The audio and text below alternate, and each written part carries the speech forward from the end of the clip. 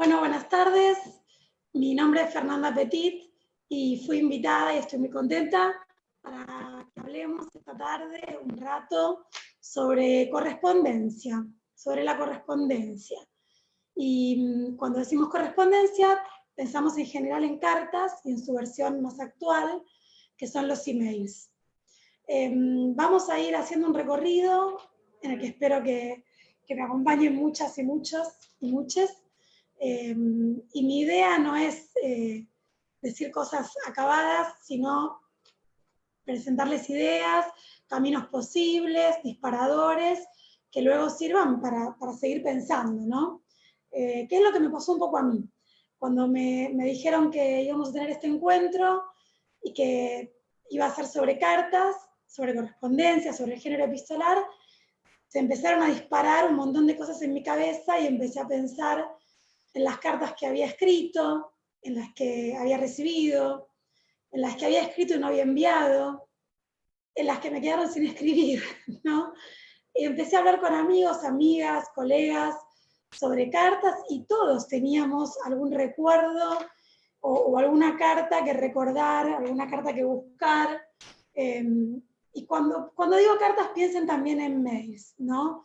No es lo mismo el papel que el mail, pero en este momento es lo más cercano que tenemos. ¿Por qué pensamos en cartas y en mails y no en un mensaje de WhatsApp o en un chat?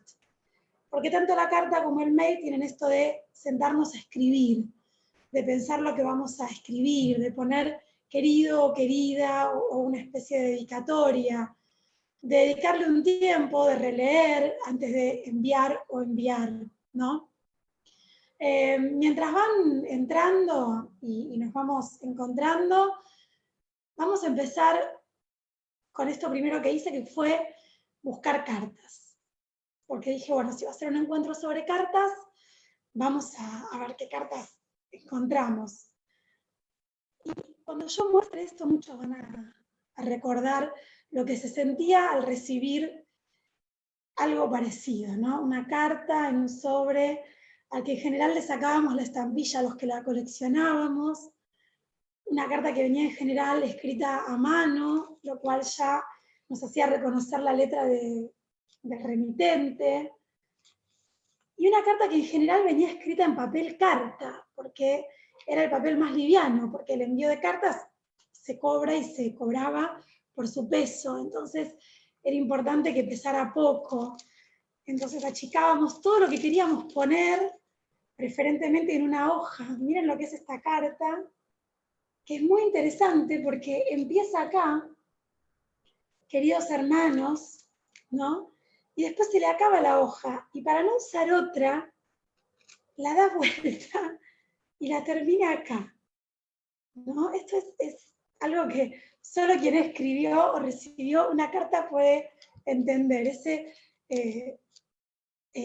achicar todo lo que uno quería escribir para que entre en el menor espacio posible, pero no por el espacio, sino por el peso, ¿no? Y en estas cartas podían venir noticias de familiares, podían venir palabras de amor, podían venir malas noticias, como esa hermosa canción de Violeta Parra, La Carta, que ayer me recordó mi querida amiga Martina, una carta que habla de una noticia triste, una canción, pero también hay canciones sobre cartas, que habla de una noticia triste, ¿no? Violeta Parra habla de su hermano al que metieron preso.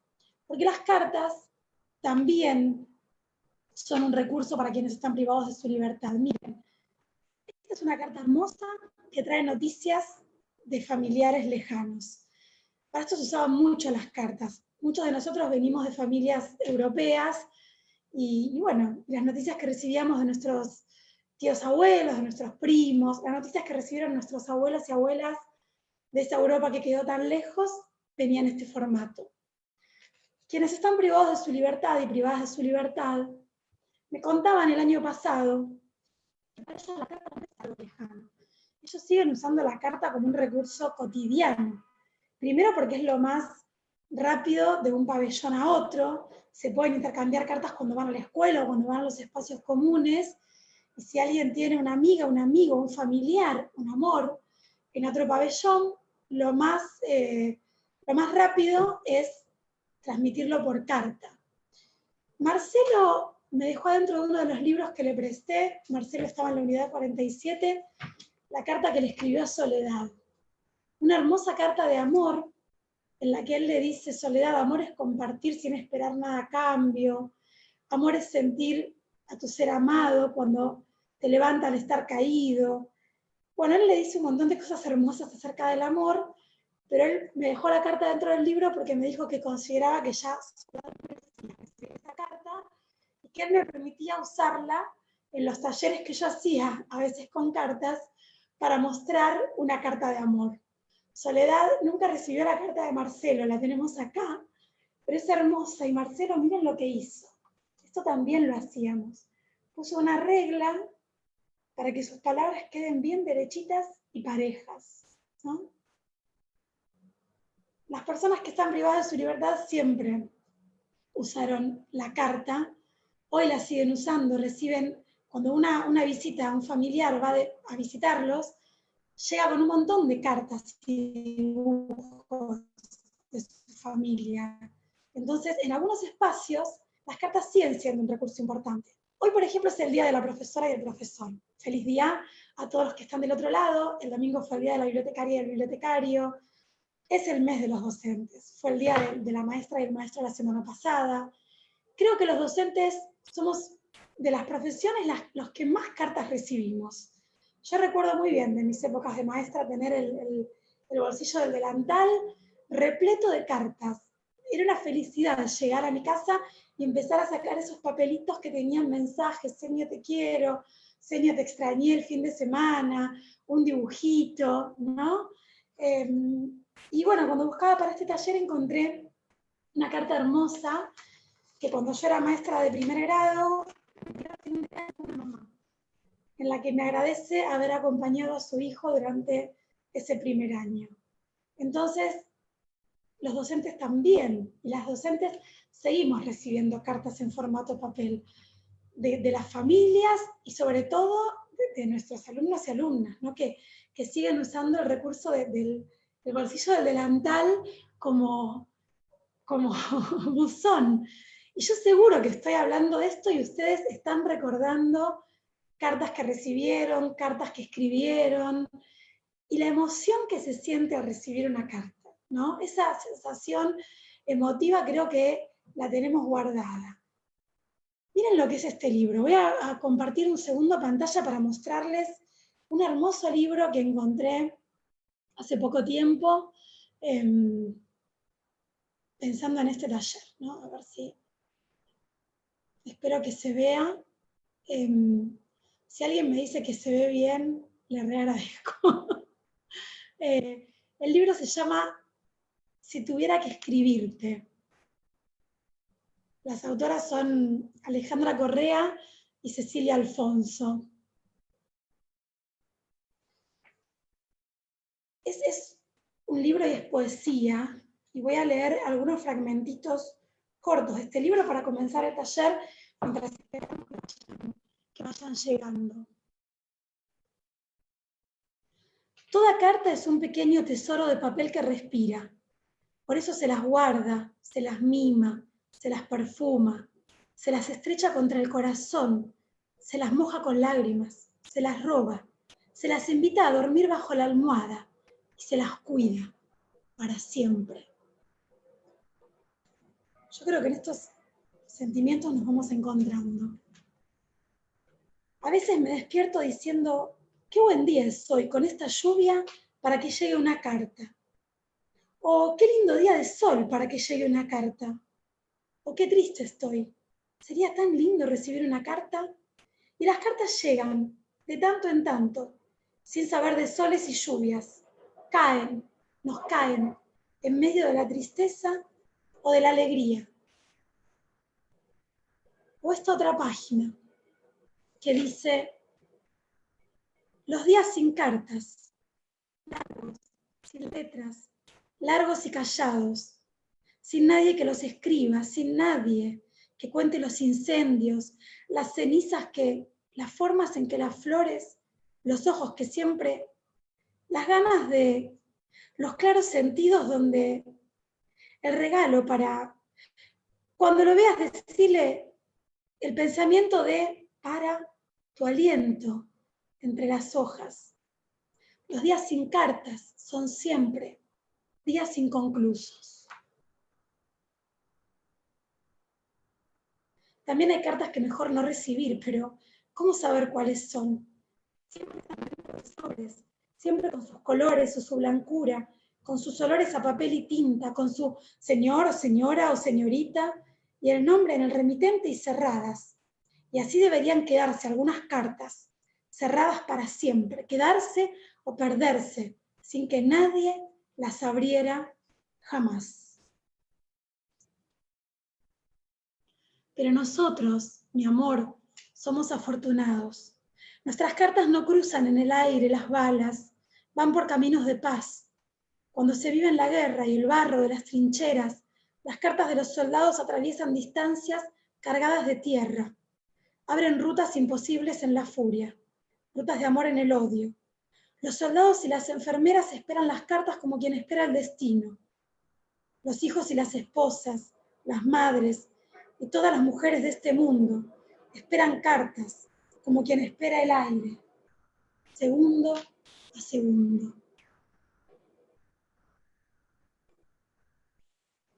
Quería empezar el encuentro compartiendo esto, ¿no? Un poquito de cartas y un poquito de poesía sobre cartas. Miren lo que vamos a hacer. En la primera mitad vamos a hacer un recorrido por las cartas en la literatura. Y ya están pensando ustedes libros que tienen cartas adentro, ¿no? Cartas como parte de la ficción del libro o cartas como motivo del libro, como objeto, ¿no? Como la carta de Allan Poe, que no tiene el texto de una carta adentro, pero la carta es el motivo del libro, ¿no? Yo voy hablando y ustedes seguro van a ir pensando y van a ir trayendo a su memoria y a su cabeza cartas, libros con cartas. Y en la otra parte del encuentro vamos a pensar qué cartas podemos escribir en este contexto, de qué forma podemos escribir y enviar cartas y por qué lo haríamos, ¿no? En lo que es literatura, como no vamos a teorizar en este encuentro, no voy a hablar de qué es literatura infantil, juvenil o qué no lo es. Entonces, en estos primeros libros que voy a mostrar, voy a hablar de libros ilustrados, ¿sí? O libros tal vez más pensados para la infancia, para las infancias, lo cual de ninguna manera es prescriptivo. Miren lo que es este libro. El mar es redondo, se llama, y es de Sylvie Niemann y Albertine. Yo había preparado, vamos a ver cómo resulta esto. Yo preparé una estrategia que estoy usando en los Zooms, porque no quiero más mostrar los libros por PDF, y porque si bien se pueden mostrar así, no es lo mismo. Entonces lo que hago es filmarme pasando las páginas del libro, sin leerlo, pongo el video y mientras pasan las páginas del libro, lo voy leyendo. Vamos a ver si funciona, porque puede ser que como estamos en dos plataformas diferentes, puede ser que se vea muy diferido. De todos modos, yo no decidí leer todo el libro, sino leerles nada más fragmentos.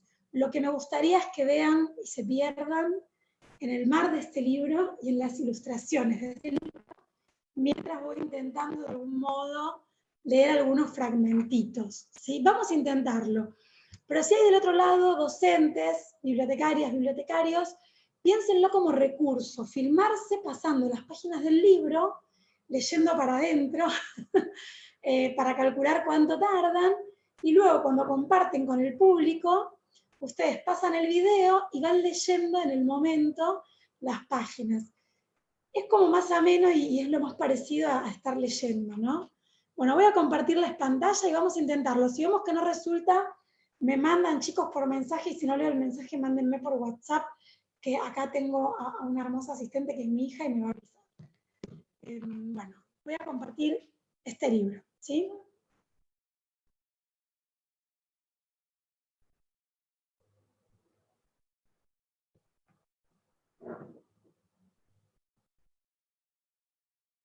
El mar es redondo, de Sylvie Niemann ilustrado por Albertín. Está editado por Amanuta. Tina trabaja en un barco, ordena los camarotes, hace las camas, limpia las ventanas. A veces los camarotes no tienen ventana, por eso Tina cuelga en la pared una foto grande, donde se ven el mar y el cielo. Es casi lo mismo. Tina tiene un novio que es cocinero y se pasa el día pelando zanahorias, cortando calabacines y picando perejil. En las noches Tina escribe cartas a su abuelo, a su madre, a su hermana y también a su novio, claro, el cocinero. Porque el cocinero trabaja en un barco, pero no es el barco de Tina, aunque se le parece mucho. Ambos barcos llevan gente hacia lugares soleados alrededor de la tierra. Y como la tierra es redonda, el mar también lo es. Qué conveniente, ¿no? Cuando recibe una carta de Tina, el cocinero, que se llama Antonio, no la abre de inmediato. La toca, la huele, trata de adivinar qué países y qué mares cruzó la carta de su amada, y también de qué puerto fue enviada, porque cada puerto tiene un olor. Cuando recibe una carta de Antonio, Tina la abre inmediatamente porque hace mucho que la está esperando y porque la noche le parece muy lejana. Aunque preferiría leer las cartas de su novio a la noche, que las estrellas la miraran de reojo por encima de su espalda. Suele leerlas en la mañana. Mejor dicho, en la mañana una vez y de nuevo en la noche. El libro cuenta que Tina y Antonio se conocieron en un puerto.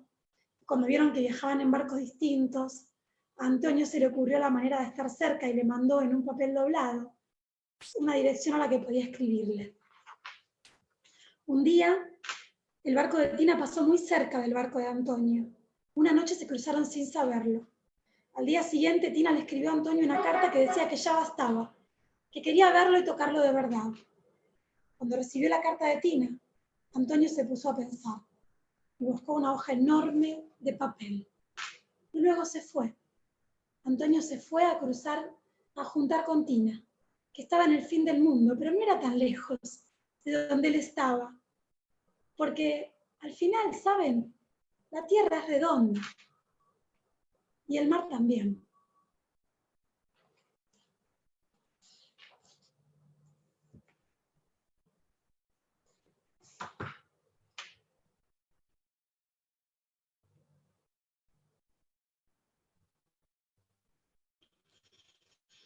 Bueno, espero que hayan podido disfrutarlo. No sé cómo se habrá visto. Si no, bueno, les recomiendo este libro que habla de una historia de amor, como tantas conocemos, ¿no? De nuestros abuelos y abuelas y bisabuelas que viajaron en barcos y que después tuvieron que comunicarse por carta entre ellos y con su familia. Otro libro hermoso se llama Correo para el tigre. De un león, un tigre, que inventaron el correo porque cuando el león se iba a casar, el tigre lo extrañaba mucho. Entonces el león le escribió un mensaje y se lo mandaba por otro animal que fuera más rápido que él. Entonces a los demás les encantó la idea y empezaron a enviarse mensajes por tierra y por mar. Entonces inventaron el correo aéreo y acuático y empezaron a estar comunicados todos los animales de uno y de otro lado del bosque. Hermoso libro también, Correo para el tigre, de Janos. Este hace unos años que no lo veo, pero se lo muestro porque capaz en alguna mesa de saldos lo encuentren. Se llama Las cartas de Horacio y su bruja estrafalaria.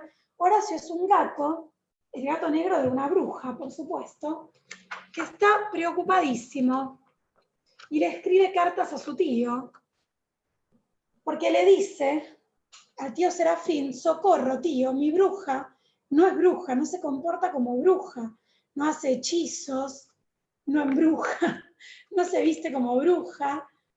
Y es un libro hermoso porque trae todo el formato de la carta, ¿no? Durante todo el libro, este gato le escribe al tío pidiéndole consejos acerca de cómo hacer para que su bruja sea más bruja. Y esto también lo hacen las cartas, pedir consejos. Incluso en muchas revistas de hace años, y esto aparece en Boquitas Pintadas, un libro que vamos a mencionar después, las cartas de lectores pidiendo consejos en las revistas, muchos consejos de amor sobre todo, ¿no? En los años 60, era algo muy interesante. Otro libro hermoso sobre cartas ilustrado es Ruiseñor. Está ilustrado por Benjamín Lacombe y es de Sebastián Pérez. Este es un libro hermoso porque el que escribe cartas no tiene papel donde escribirlas, entonces va rompiendo el empapelado de una casa antigua y en esos pedacitos de empapelado va escribiendo los mensajes que envía. Y es hermoso porque no los firma los mensajes, es un carteador misterioso, entonces los que van recibiendo los mensajes empiezan a indagar quién tiene ese empapelado y quién será ese que rompe los pedacitos para enviar cartas, y el que lo hace porque es un niño muy, pero muy vergonzoso, y quiere hacerse amigo del resto, y la forma que encuentra es escribirles cartas. Tenemos esta idea de la carta como posibilidad de decir lo que no se puede decir tal vez personalmente, ¿no? Por eso tantas cartas de amor maravillosas diciendo cosas que tal vez no se podían decir de otro modo. Hay otro libro muy hermoso que también lo había puesto para compartir pantalla, pero veo que ya son 25. Un libro de Iris Rivera que se llama Haiku, que no se los voy a mostrar porque por suerte llegó en las cajas de libros que llegaron a las escuelas, a las bibliotecas. Así que Haiku de Iris Rivera se los recomiendo porque son dos amigas que tienen que mudarse lejos y una que recibe una carta fea, su familia, y por lo que dice esa carta, que el libro no nos dice qué es, la amiga tiene que irse del pueblo. Y ellas piensan que entonces la carta puede ser una forma de estar comunicadas y empiezan a escribirse cartas. Salgo rápidamente de los libros ilustrados para hablar de cuentos o relatos un poquito más, con un poco más de texto, como por ejemplo los de Pesetti. Pesetti lo menciono porque utiliza mucho la carta como recurso literario, mucho, y porque en su página, la página de Luz Pesetti, tiene compartidas muchas cartas. Como por ejemplo las cartas de la tía a la sobrina en El pulpo está crudo, donde una tía le dice: querida sobrina, espero que te encuentres bien, yo estoy maravillosa, voy a ir a visitarlos y a quedarme un mes en tu casa. Y la sobrina no sabe cómo decirle que no. y todo el relato es un intercambio de cartas entre la tía y la sobrina, en los que la sobrina trata de decirle amablemente que no vaya, y la tía no la entiende. Se llama Correspondencia, está en el libro El pulpo está crudo, pero también está en la página de Pesetti y está narrado por Pesetti. Y el clásico de Pesetti, que es el Cartas al Rey de la... Sí, el amigo invisible. Las cartas al Rey de la Cabina. Hermoso libro. Y hay un fragmento compartido también, porque trato de darles recursos que puedan encontrar también fácilmente y puedan compartir en este contexto, ¿no? Paloma le escribe al Rey de la Cabina: querido Rey de la Cabina, ¿no sabías que te iba a buscar por todas partes, por donde fuera? ¿Por qué no lo hiciste más fácil? No hubiera ido contigo de todos modos si no querías. ¿Pero acaso no lo querías?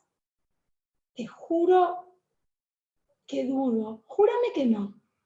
Pero entonces, ¿por qué te fuiste de esa manera? Ahora que sé que esta carta te va a llegar, aunque no te la den de mis manos, te va a llegar, me pregunto, ¿cómo es tu mundo ahí? Todo lo tuve que adivinar. Tu silencio me llenó de las palabras que iba encontrando, hebra con hebra. ¿Querías estar solo? ¿Era tanto ruido el amor? ¿Era tanto ruido el amor? ¿No lo aman? Yo amé este libro, lo amé. Hay otra muy graciosa de Pesetti, que es la carta del Sindicato de Obreros Portuarios a la poetisa Emily Dickinson, Emily Dickinson tiene unos versos que dicen: multiplicar los muelles no disminuye el mar. Entonces el sindicato de obreros portuarios le escribe una carta a Emily Dickinson, sin saber que nunca la va a poder leer, lamentablemente. Señora Dickinson, porque sabemos ser corteses, en ocasión de que la hija del compañero García le comentara unos versos suyos que oyó en la escuela, multiplicar los muelles no disminuye el mar, el compañero los trajo a la asamblea. Por un lado estamos con elecciones en el sindicato y por el otro, en plena negociación con la patronal. ¿Me entiende? ¿A quién se le ocurre decir que es malo multiplicar los muelles? O la carta sigue, que es muy graciosa, y a esta altura tal vez muchos o muchas de ustedes, si son de mi generación, hayan recordado a Papaíto. ¿No? De la colección Robin Hood. Papaíto Piernas Largas, esas cartas que le escribía ella a su papaíto desde el internado. Una novela que hoy hasta leería con adolescentes como para cuestionarnos algunas cosas patriarcales, ¿no? Que aparecen, que en su momento leímos con tanta naturalidad. Pero seguramente la recordamos con añoranza porque fue, qué sé yo, para mí por lo menos esta colección fue muy querida. De carta en carta de Ana María Machado. Cartas para Julia, de Marina Falconi. Como si no hubiera que cruzar el mar, de Cecilia Pisos. La casa de los secretos, de mi queridísima Paula Bombara. Secretísima virtual, de María Brandán Arauz. Rafaela, de Mariana Furiasi. Todas esas novelas son novelas pensadas un poco para un público más adolescente que tienen las cartas o los emails como recurso de escritura, como único recurso o como un recurso más. Se las recomiendo. Las que acabo de nombrar se las recomiendo. No recomiendo toda novela que meta mails para hacerse los modernos. Clásicos con cartas. Y acá vamos a adolescentes y no tanto. Ya nombré Carta robada de Poe. ¿Quién que leyó el Quijote no recuerda las cartas de Quijote a Dulcinea? Las cartas de Sancho Panza, Teresa Panza, las cartas de Quijote a Sancho. Hay una carta cuando Sancho ya está a cargo de la ínsula, ya es gobernador de la ínsula, en la que Quijote le dice a Sancho: vístete bien, que un palo compuesto no parece palo. No digo que traigas dijes ni alas, ni que siendo juez te vistas como soldado, sino que te adornes con el hábito que tu oficio requiere. Sobre todo, mantente limpio y bien compuesto. Bueno, siempre se vuelve a Quijote, ¿no? El coronel no tiene quien le escriba, de García Márquez. Frankenstein, de Mary Shelley, no sé si lo dije bien. Bueno. Drácula, son clásicos de la literatura que tienen cartas en su interior y que siempre vale la pena volver a leer o volver con ellos con un montón de públicos. Ya hablé de Boquitas Pintadas, nuestro queridísimo Manuel Puig, y ese comienzo de novela con esa carta terrible de Nené a Leonor, la que la saluda por la muerte de su hijo, ¿no?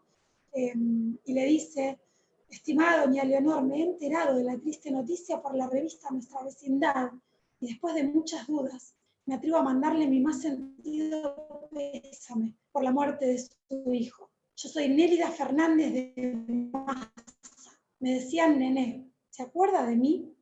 Yo, señora, no sé si usted todavía me tendrá rencor. Yo, de todos modos, le deseo que nuestro Señor la ayude. Debe ser muy difícil resignarse a una pérdida así, la de un hijo ya hombre.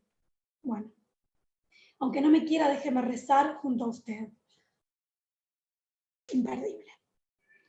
Lengua madre, de María Teresa Andrueto. Y acá vamos a otra función de las cartas, que es a veces reconstruir la historia familiar, ¿no?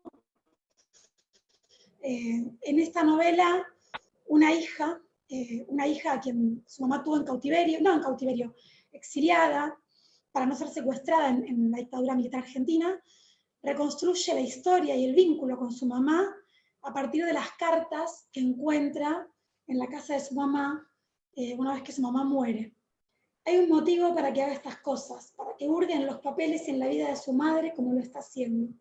Es que su madre le pidió que, llegado el caso, se ocupara de leer las cartas y ordenar los libros. Tal vez te interese alguno. Los que no, dáselos a la biblioteca popular, le había dicho. Es la caja que está debajo de mi cama, pero por favor, no la tires sin leer las cartas. Les recomiendo muchísimo esta novela de María Teresa Andrueto, muchísimo. Y llegué a una época de la dictadura militar argentina, una época guerra de Malvinas. Tenemos en muchas páginas, hay cartas enviadas por chicos desde Malvinas a sus familias.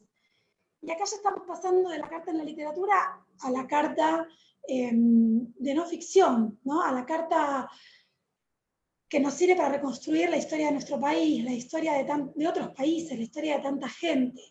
Hay una página que no me quiero olvidar de mencionar antes de que se vayan yendo, que es sobrecartas.com, que le voy a pedir a Nico después que se las anote en el chat. Yo quería compartírselas, pero tengo miedo de que se nos corte la transmisión. Sobrecartas.com recopila cartas personales y familiares, y también tiene reseñados algunos de los libros que nombré y otros. Es como un lugar que les recomiendo como recursero para buscar cartas, porque no sé si se entendió que les estoy proponiendo que lean, que busquen cartas en sus familias, que si son docentes propongan a sus estudiantes buscar cartas en sus familias. Mi gente cercana empezó a buscar a partir de que les conté que íbamos a hacer esto, y mi amiga Martina encontró una carta hermosa de su papá a su mamá. El hijo de mi amiga Martina hizo algo hace unos años re interesante, que fue escribirle cartas anónimas a sus vecinos. Porque la gente ahora solamente recibe impuestos o malas noticias por carta.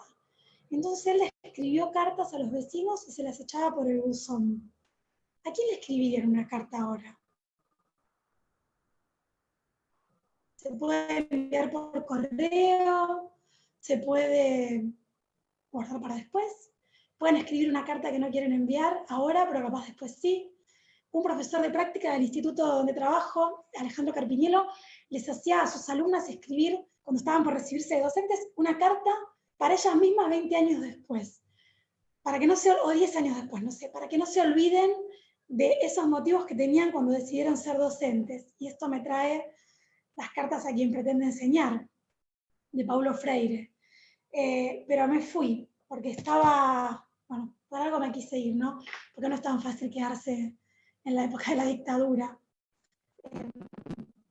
Pero es una época en la que quedaron muchos testimonios en cartas. Algunos recopilados en libros, como este, Desde el silencio. Querida madre, no siempre recurría a este medio para comunicarme contigo. Razones hay, tanto objetivas, vivíamos juntos, nuestras vidas eran más simples, como subjetivas, mi natural introversión. Sé que en otras épocas tuve comportamientos liberales y hasta caprichosos. Bueno, es un hijo que deja una carta a su mamá disculpándose, y bueno, que apareció después, porque el hijo no apareció. Hay muchos testimonios de esta época en cartas, hermosos testimonios, lo mismo que de la guerra de Malvinas, lo mismo que de inmigrantes que llegaron a nuestro país. No cartas reales, cartas ficcionales, en este libro hermoso que se llama ¿Quién soy?, Mario Méndez, tomando la historia real de dos hermanos que fueron separados cuando fueron secuestrados sus papás. Sabrina sigue buscando a su hermano mellizo, y Mario Méndez ficcionalizó esta historia en un cuento hermoso que está en este libro llamado ¿Quién soy?, que se llama Querido Melli. Y son las cartas que Sabrina escribiría o escribe a su hermano para ver cómo fue su vida, para que el día que se encuentre la pueda reconstruir. Sabrina le dijo a Mario Méndez que lo que él escribió es exactamente lo que ella, si escribiera mejor, le escribiría a su hermano. Perdónenme si voy muy rápido, perdónenme por todo lo que dejé afuera. Me olvidé de mencionar un cuento hermoso de Abelardo Castillo que quería nombrarles, El Marica, en el que el narrador le dice, el narrador no, el escritor de la carta le dice: escúchame, César, es necesario que leas esto, porque hay cosas que uno lleva mordidas, trampeadas en la vergüenza toda la vida. Hay cosas por las que uno a solas se escupe la cara en el espejo, pero de golpe un día necesita decirlas, confesárselas a alguien. La carta también como confesión, ¿no? Como lugar para decirle al otro lo que no se animó a decirle. Bueno, El sol detrás del limonero de Ángela Pradelli, de A para X de John Berger, El hombre de arena de Hoffman, y un montón de literatura que quedó afuera de ser mencionada, pero que pueden encontrar en sobrecartas.com. También pueden encontrar cartas de no ficción. Pasé muy rápido. Está la carta de Isabel de Guevara, la reina de España, una de las únicas mujeres que se sabe que llegó a la expedición de Pedro de Mendoza. Está en internet. La carta de Rodolfo Walsh a la Junta Militar. Las cartas de Lewis Carroll a su editor, al editor de Alicia en el País de las Maravillas. Las cartas de opinión de los diarios. Las cartas de Mozart a Constance, en la que le dice que no coma mucho, porque si come mucho va a ser mucha caca. Así lo dice Mozart. Las cartas de Napoleón a Josefina, que están en una página también en la que le dice: despierto lleno de ti, tu imagen y los placeres intoxicantes de anoche no permiten que mis sentidos descansen, dulce e incomparable Josefina.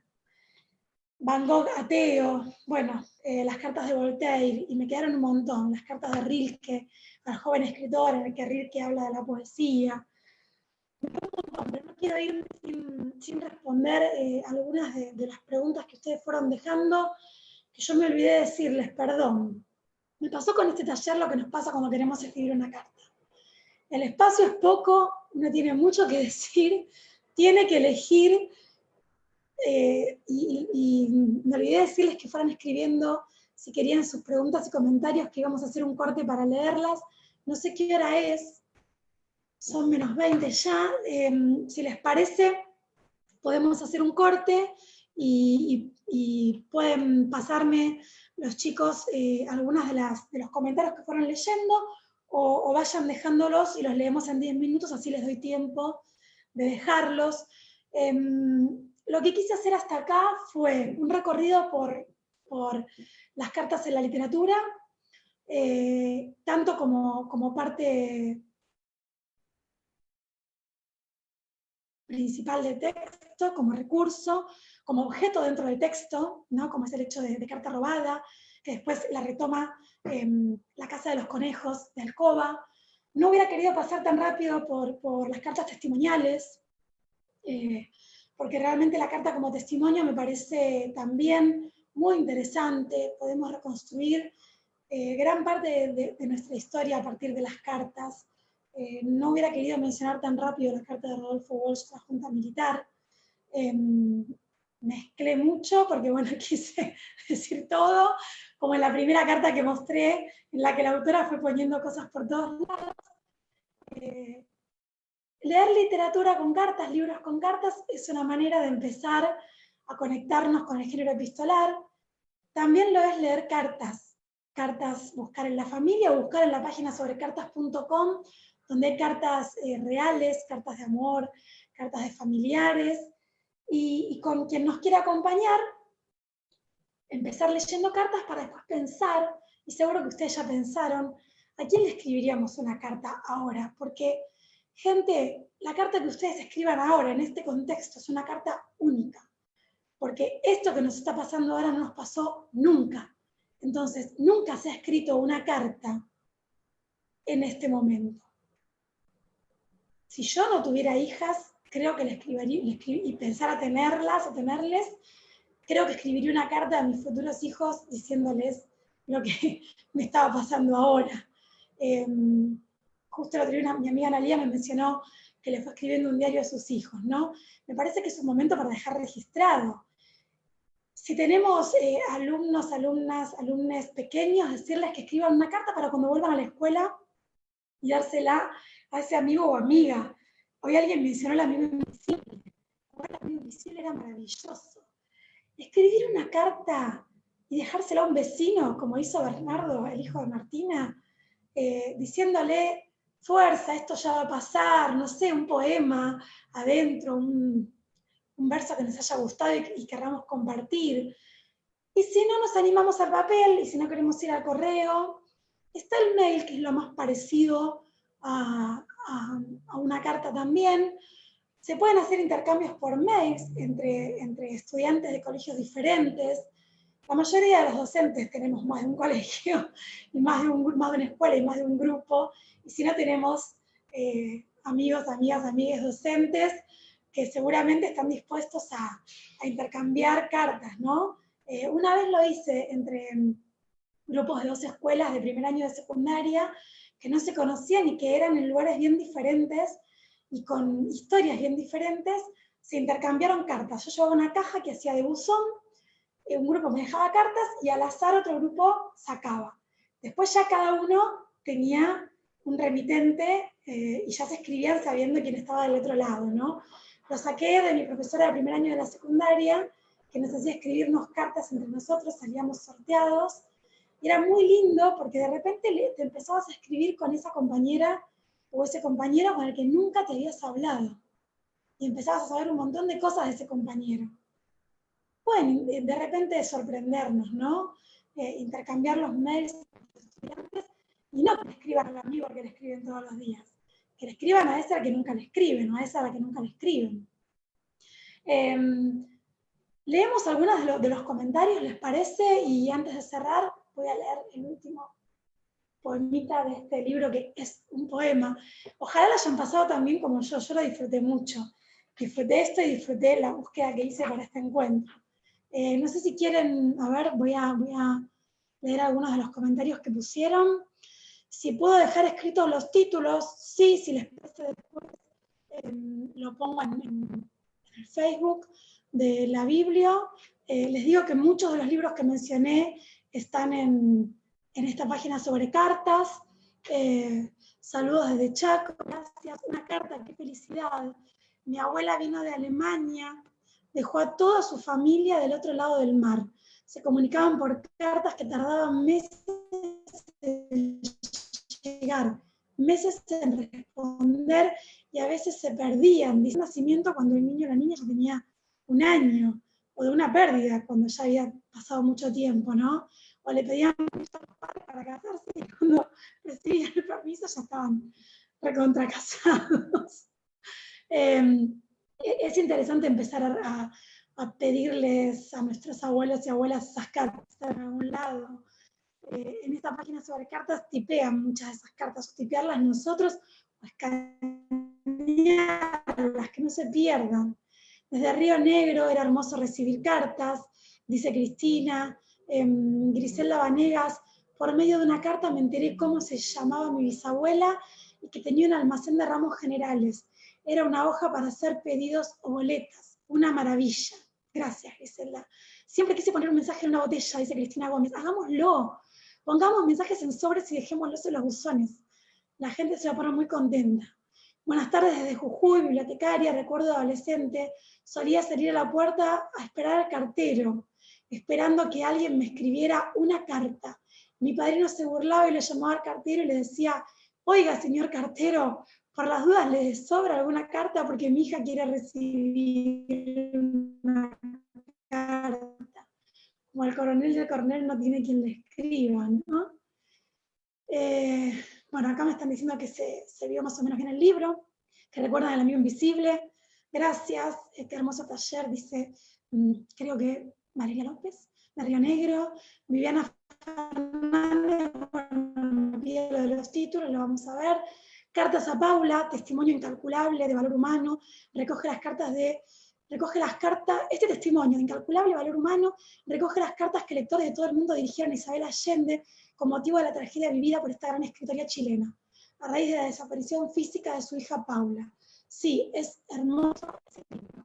Cartas a Paula de Isabel Allende. Gracias, Mar, por recordarlo. Viviana dice que su hija le escribió una carta a su abuelo en esta cuarentena y se la hizo llegar. Desde ese momento, bueno, mi amiga Ana, gracias por estar, Ana. La carta de la señora González del Fondo de Cultura Económica es excelente. No lo conozco, gracias.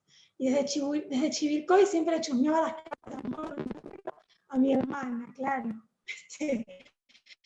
Esa es otra, ¿no?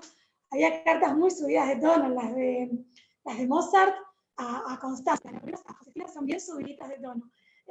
Los invito a escribir cartas y recordemos que para nuestros abuelos, y hasta para nosotros, nosotros y nosotras, no es lo mismo recibir una carta en papel que un mensaje de WhatsApp. No es lo mismo.